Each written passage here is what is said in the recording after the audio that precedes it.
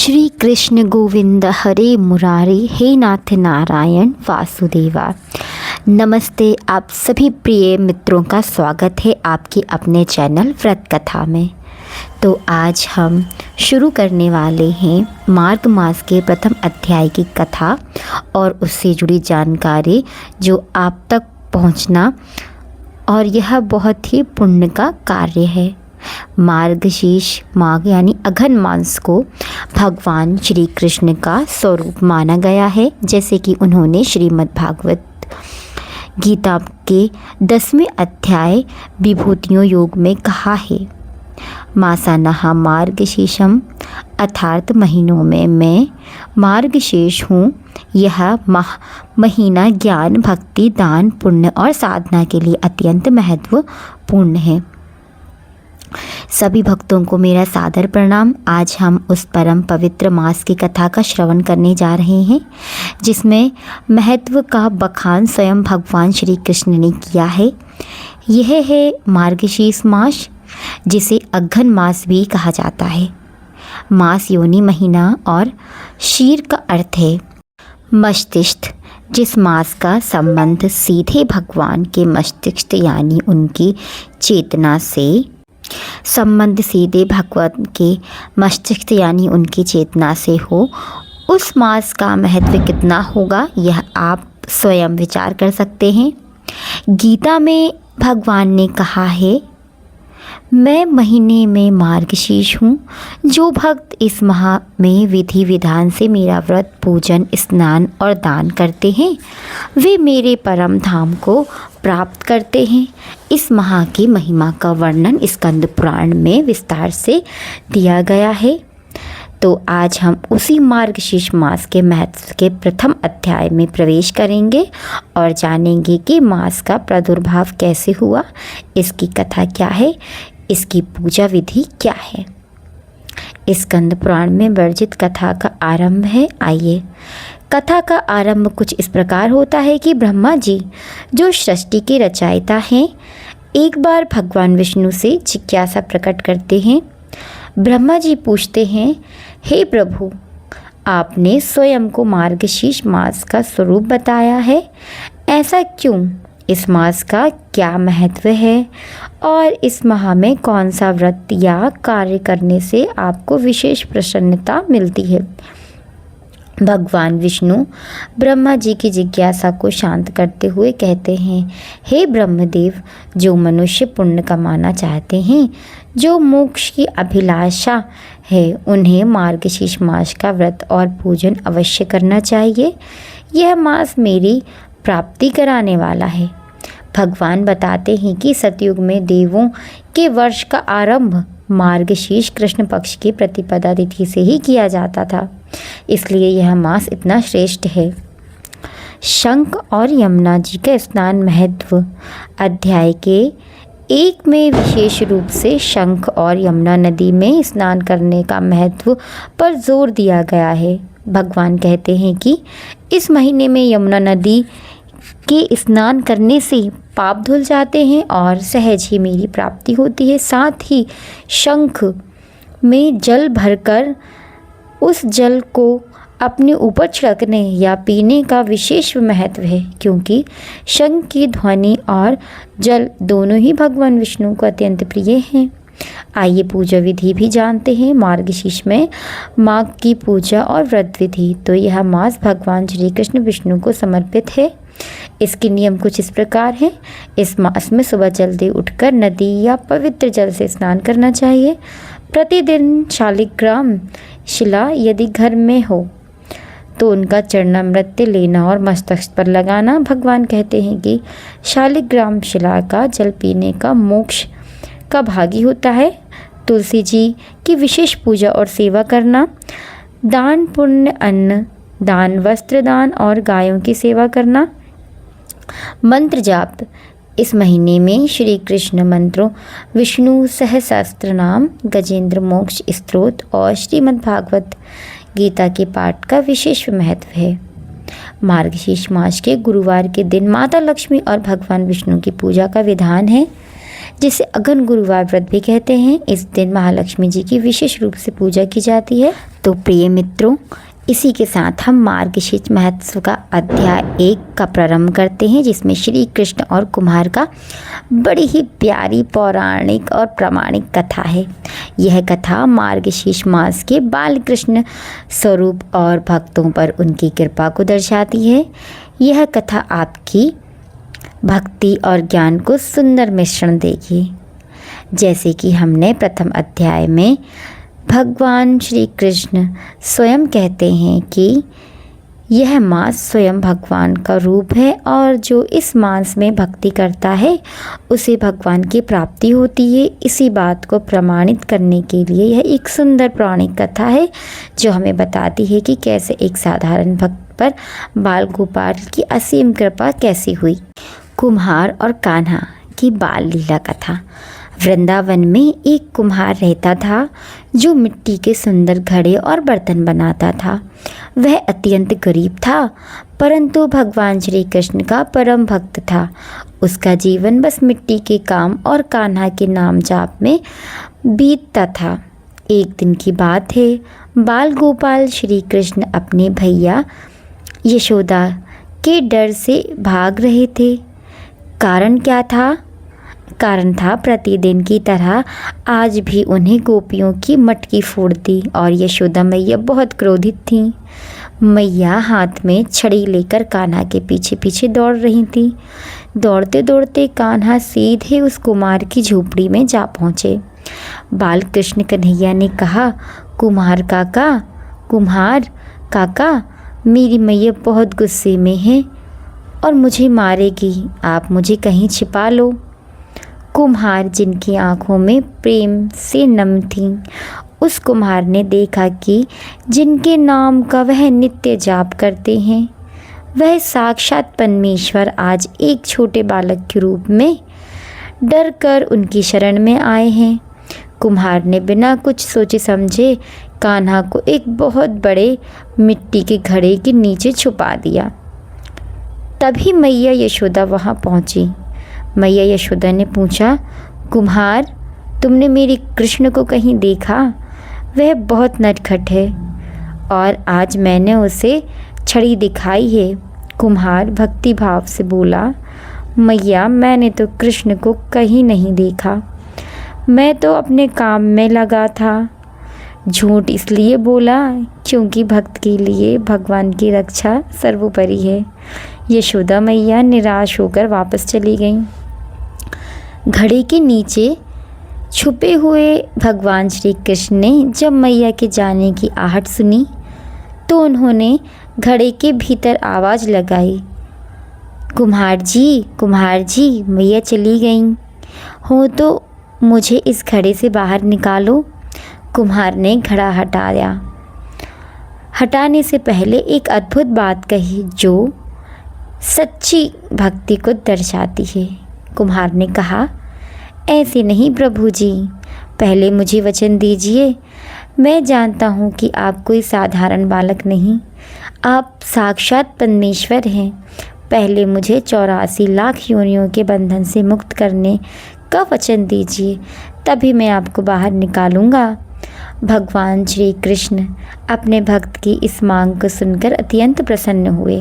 उन्होंने मुस्कुराते हुए कहा, तथास्तु, मैं तुम्हें वचन देता हूँ कि मार्गशीर्ष मास में मेरे जिस स्वरूप को तुमने छिपाया है उसके फलस्वरूप मैं तुम्हें जन्म मृत्यु के चक्र से मुक्त करता हूँ। तुम मेरे परम धाम को प्राप्त होगे। कुम्हार ने तत्काल बाल गोपाल के चरणों में साष्टांग प्रणाम किया, उनके चरण धोए, वहाँ चरणामृत लिया और उसे अपनी पूरी झोपड़ी में छिड़क दिया। फिर वह प्रभु के गले लगकर इतना रोए कि अंततः उसी क्षण उसने प्रभु में विलीन होकर मोक्ष को प्राप्त कर लिया। यह कथा बताती है प्रिय मित्रों की मार्गशीर्ष मास में यदि कोई भक्त पूर्ण श्रद्धा से भगवान की शरण लेता है तो उनकी सेवा करता है, जैसे कुम्हार के छिपे मदद करने की, तो भगवान ने सहज ही मोक्ष प्रदान किया। मार्गशीर्ष में भक्ति इतनी प्रभावी होती है कि कुम्हार ने झूठ बोला, फिर भी उसकी भक्ति के कारण वह दंड का भागी नहीं बल्कि मोक्ष का भागी बना। इसलिए इस मास में नदियों में स्नान करने, शालिग्राम की पूजा करने और भगवान श्री कृष्ण की बाल लीलाओं का श्रवण करने का विधान है, ताकि हमारा चित्त कुम्हार की तरह ही भक्ति में लीन हो। तो प्रिय भक्तों, मार्गशीर्ष माह का यह प्रथम अध्याय हमें यह शिक्षा देता है कि यह महीना भगवान की भक्ति, ज्ञान, मोक्ष के लिए सबसे श्रेष्ठ है। साधारण पूजा, स्नान और मंत्र जाप से भी भगवान प्रसन्न होकर हमें 84 लाख योनियों के बंधन से मुक्त कर सकते हैं। आप भी इस मास में पूरी श्रद्धा से भगवान श्री कृष्ण की आराधना करें। सुबह यमुना जल से स्नान करें, अगर ना हो सके तो गंगा जल, शंख का उपयोग करें और अपने जीवन को धन्य बनाएं। अगले दिन हम मार्गशीर्ष मास के महत्व के अध्याय 2 में प्रवेश करेंगे, जिसमें ब्रह्मा जी एक और जिज्ञासा और भगवान विष्णु द्वारा एक और विशेष वस्तु के महत्व की विस्तृत चर्चा होगी। इस कथा को सुनने के लिए हमारे चैनल को सब्सक्राइब करना बिल्कुल ना भूलें। बोलो भक्तवत्सल भगवान की जय, मार्गशीर्ष मास की जय। आप सभी को मेरे प्रणाम और आप सभी का धन्यवाद अब तक की वीडियो में बने रहने के लिए। अगर आपको ये वीडियो पसंद आई हो तो आप वीडियो में अपनी उपस्थिति ज़रूर दर्ज करें और इसमें जय श्री कृष्ण अवश्य ही लिखें। प्रिय मित्रों, तो अब हम दूसरी कथा सुनने वाले हैं। ये कथा बड़ी ही पौराणिक, प्रामाणिक और आपने भी सुनी होगी। है कथा सुनने से बड़ा ही पुण्य की प्राप्ति होती है। तो आइए हम इस कथा को सुनते हैं। गोपी गीत और कात्यायनी व्रत की संपूर्ण कथा मार्गशीर्ष माह में महत्व को बड़ा ही पौराणिक और प्रामाणिक बताया गया है। यह कथा श्रीमद् भागवत महापुराण के 10वें स्कंध में से वर्णित है और इसे मार्गशीर्ष मास का अत्यंत महत्वपूर्ण अंग माना जाता है। गोपी गीत और कात्यायनी व्रत की कथा आइए आरंभ करते हैं। वृंदावन यमुना नदी का तट और समय चल रहा है मार्गशीर्ष माघ यानी अघन मास का, जो कि हम इस मास में ये बड़ी ही प्रेम पूर्वक सुन रहे हैं। वृंदावन की सभी गोपियाँ जो बाल गोपाल श्री कृष्ण अलौकिक प्रेम करती हैं, उनकी इच्छा थी कि उन्हें श्री कृष्ण ही पति रूप में प्राप्त हो, लेकिन भगवान को केवल प्रेम से नहीं बल्कि धर्म संगत अनुष्ठान से प्रसन्न किया जा सकता है। सभी गोपियों ने आपस में विचार परामर्श किया और निर्णय लिया कि वे मार्गशीर्ष मास में कात्यायनी देवी यानी योग माया का एक रूप है, उनका व्रत करेंगे। व्रत के उद्देश्य से भगवान श्री कृष्ण को पति रूप में प्राप्त करना। यह व्रत पूरे मार्गशीर्ष मास तक चलता था। गोपियों ने अपने संकल्प को पूर्ण करने के लिए अत्यंत कठोर साधना की और प्रातःकाल स्नान कर मार्गशीर्ष मास की कठोर की सर्दी में भी सभी गोपियाँ ब्रह्म मुहूर्त सूर्य उदय से पहले उठ जाती। वे एक दूसरे का हाथ पकड़कर कृष्ण के नाम का गुणगान करती हुई यमुना नदी के तट पर जाती। वे यमुना के शीतल जल में डुबकी लगाती थीं, जो उनके शरीर और मन को शुद्ध करता था। मार्गशीर्ष मास में यमुना स्नान का यह विधान स्वयं स्कंद पुराण में वर्णित है। स्नान के पश्चात गोपियाँ यमुना के किनारे की रेत पर मिट्टी से कात्यायनी देवी की सुंदर मूर्ति बनाती। पूजा सामग्री में वे देवी को चंदन, कुमकुम, पुष्प, दीप, नैवेद्य और नए वस्त्र अर्पित करती और व्रत के दौरान गोपियाँ निरंतर ही एक मंत्र का जाप करती थीं जो उनके हृदय के प्रेम को व्यक्त करता था।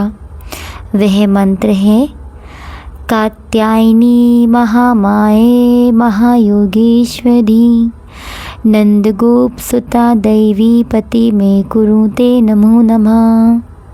इसका अर्थ है, हे कात्यायनी देवी, हे महामाया, हे महायोगिनी और हे सबकी स्वामिनी नंदगोप के पुत्र श्री कृष्ण को मेरे पति बनाओ।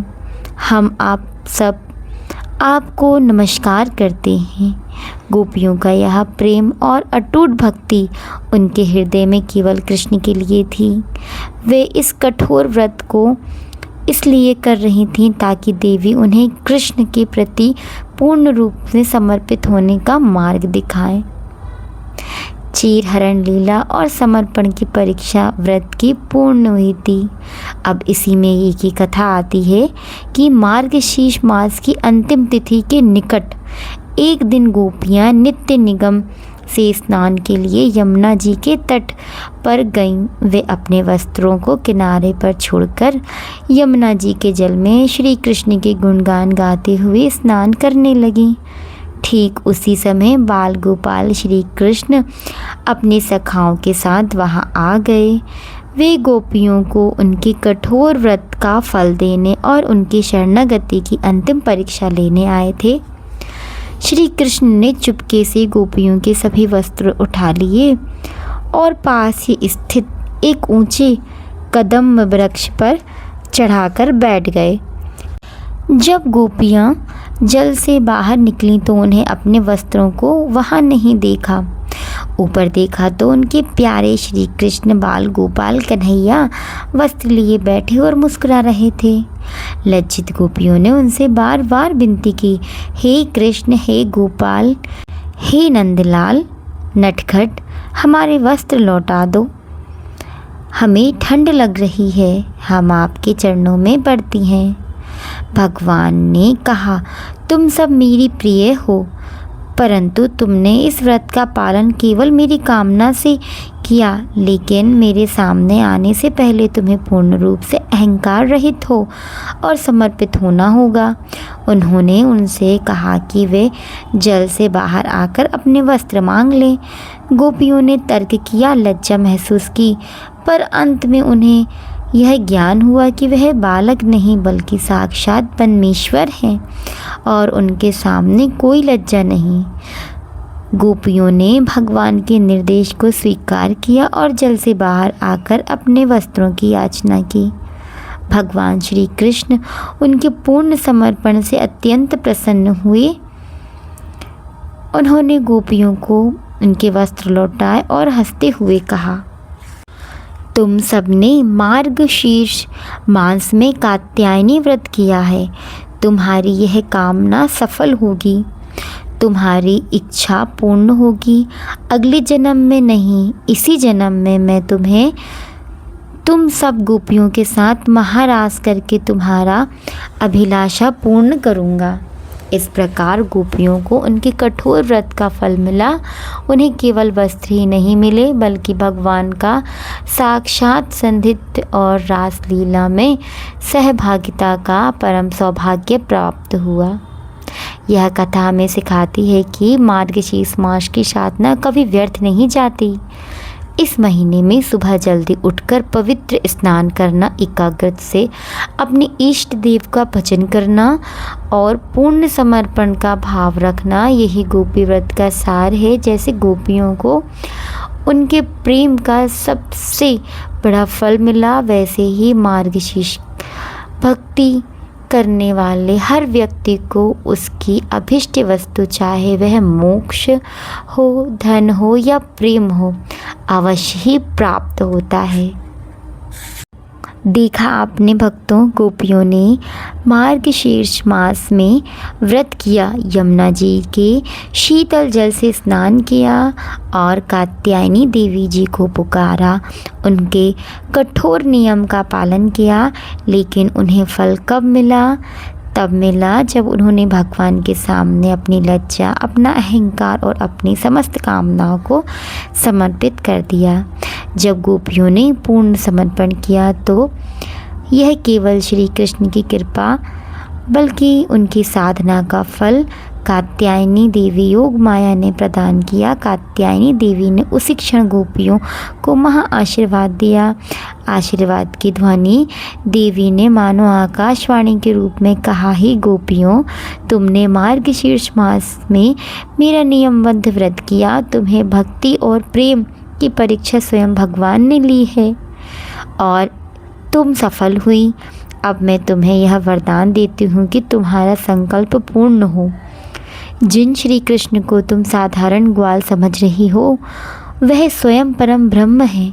तुम्हें प्रेम की डोर इतनी मजबूत है कि उन्होंने वैकुंठ छोड़कर वृंदावन में लीला की। मेरी कृपा से और तुम्हारे व्रत के प्रभाव से तुम्हें सभी इस जीवन में श्री कृष्ण प्रेम को, उनके सानिध्य और उनके साथ होने वाले महारास में सुख को प्राप्त करो, जैसी तुम्हारी कल्पना भी दुर्लभ है। और तब स्वयं योगेश्वर श्री कृष्ण ने मुस्कुराते हुए गोपियों को उनके वस्त्र लौटाए और मार्गशीर्ष मास के व्रत का अंतिम और सबसे बड़ा फल की घोषणा भगवान ने स्वयं की। गोपियों, तुम सब मेरे लिए परम प्रिय मार्गशीर्ष में किए गए तुम्हारे इस व्रत के कारण तुम्हें सभी अत्यंत प्रिय हो गई हो।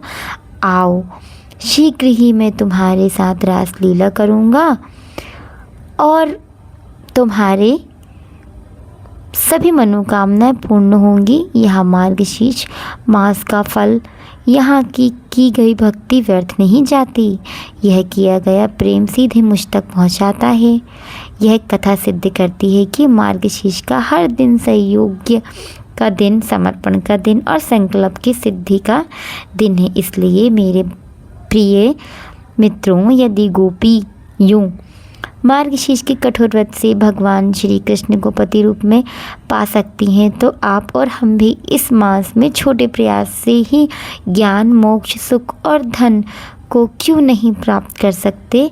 आज से ही मार्गशीर्ष के पहले अध्याय की शिक्षा अपने जीवन में उतारेंगे। प्रातःकाल स्नान करेंगे, शालिग्राम जी का चरणामृत लेंगे, कृष्ण नाम का जाप करेंगे और पूर्ण समर्पण से कहेंगे, हे प्रभु, मैं आपकी शरण में हूँ। भगवान श्री कृष्ण ने कुम्हार को मोक्ष दिया, गोपियों को प्रेम दिया और आपको भी वह सब कुछ देंगे। जैसे आप सच्चे मन अधिकारी हैं। बोलो भक्त वत्सल भगवान श्री कृष्ण की जय। मार्गशीर्ष महत्व की जय। तो प्रिय भक्तों, आपको ये कथा कैसी लगी? मुझे उम्मीद है आपको ये कथा बहुत पसंद आई होगी। तो आप ज़रूर भगवान की कृपा अपने ऊपर और कमेंट बॉक्स में जय श्री हरि और जय श्री कृष्ण लिखना बिल्कुल ना भूलें। तब तक के लिए राधे राधे। मिलते हैं नेक्स्ट वीडियो में एक नए अध्याय और ऐसी प्यारी कहानियों और कथाओं के साथ। प्रिय मित्रों, इसी के साथ भगवान विष्णु जी के द्वादश अक्षर मंत्र आप ज़रूर 21 या 11 बार इस मंत्र को जाप जरूर करना है। ओम नमो भगवते वासुदेवाय नमः। आसानी से ये सभी को याद भी हो जाता है, सबके स्मरण में भी आ जाता है। तो आप इसे 21 या 11 बार जरूर करें। आइए इसी के साथ हम समापन की ओर बढ़ते हैं और आरती श्री कुंज बिहारी जी की आरती का गायन करते हैं। आरती कुंज बिहारी की, श्री गिरिधर कृष्ण मुरारी की। आरती कुंज बिहारी की, श्री गिरिधर कृष्ण मुरारी की। गली में वैजयंती माला, गली में वैजयंती माला, बजावे मुरली मधुर बाला, बजावे मुरली मधुर बाला। श्रवण में कुंडल झलकाला, श्रवण में कुंडल झलकाला। नंद के आनंद नंद लाला, श्री गिरधर कृष्ण मुरारी की आरती कुंज बिहारी की। गगन सम अंग कांति काली, राधिका चमक रही आली। लतन में डाढ़े वनमाली, भ्रमर सी अलक कस्तूरी तिलक। चंद्र सी झलक ललित छवि श्यामा प्यारी की, श्री गिरधर कृष्ण मुरारी की आरती कुंज बिहारी की। श्री गिरधर कृष्ण मुरारी की। कनक कैमूर मुकुट विलसे, देवता दर्शन को तरसे। गगन सो सुमन रशि बरसे, बजे मूर्छन मधुर मृगदंग। ग्वालिन संग अतुल रति गोप कुमारी की, श्री कृष्ण श्री गिरधर कृष्ण मुरारी की आरती कुंज बिहारी की। श्री गिरधर कृष्ण मुरारी की। जहाँ ते प्रकट भई गंगा, कलुष कलिहरिणी श्री गंगा। स्मरण ते होत मोहि भंगा, बसी शिव शीश जटा के बीच। हरे अघ कीच चरण छवि वै, श्री वनवारी की। श्री गिरधर कृष्ण मुरारी की आरती कुंज बिहारी की। श्री गिरधर कृष्ण मुरारी की। चमकती उज्ज्वल तट रेणु, बज रही वृंदावन वेणु। चहु दिशु गोपी ग्वाल धेनु, हसत मृदु मंद चांदनी चंद। कटत फंद फंद टेर सुन दीन भिकारी की, श्री गिरधर कृष्ण मुरारी की आरती कुंज बिहारी की। श्री गिरधर कृष्ण मुरारी की, श्री गिरधर कृष्ण मुरारी की, श्री गिरधर कृष्ण मुरारी की। बोलिए भक्तवत्सल श्री कृष्ण भगवान की जय। जय श्री कृष्ण गोविंद हरे मुरारी, हे नाथ नारायण वासुदेवा। आइए इसी प्रकार हम श्री कृष्ण भगवान के द्वादश अक्षर का भी मंत्र का भी श्रवण करते हैं। भगवते वासुदेवाय नमः। ओम नमो भगवते वासुदेवाय नमः। ओम नमो भगवते वासुदेवाय नमः। ओम नमो भगवते वासुदेवाय नमः। ओम नमो भगवते वासुदेवाय नमः। ओम नमो भगवते वासुदेवाय नमः। ओम नमो भगवते वासुदेवाय नमः। ओम नमो भगवते वासुदेवाय नमः। ओम भगवते वासुदेवाय नमः। ओम नमो भगवते वासुदेवाय नमः। ओम नमो भगवते वासुदेवाय नमः। ओम नमो भगवते वासुदेवाय नमः। ओम नमो भगवते वासुदेवाय नमः। ओम नमो भगवते वासुदेवाय नमः। ओम नमो भगवते वासुदेवाय नमः। ओम नमो भगवते वासुदेवाय नमः। ओम नमो भगवते वासुदेवाय नमः। ओम नमो भगवते वासुदेवाय नमः। ॐ नमो भगवते वासुदेवाय नमः। ॐ नमो भगवते वासुदेवाय नमः। ॐ नमो भगवते वासुदेवाय नमः।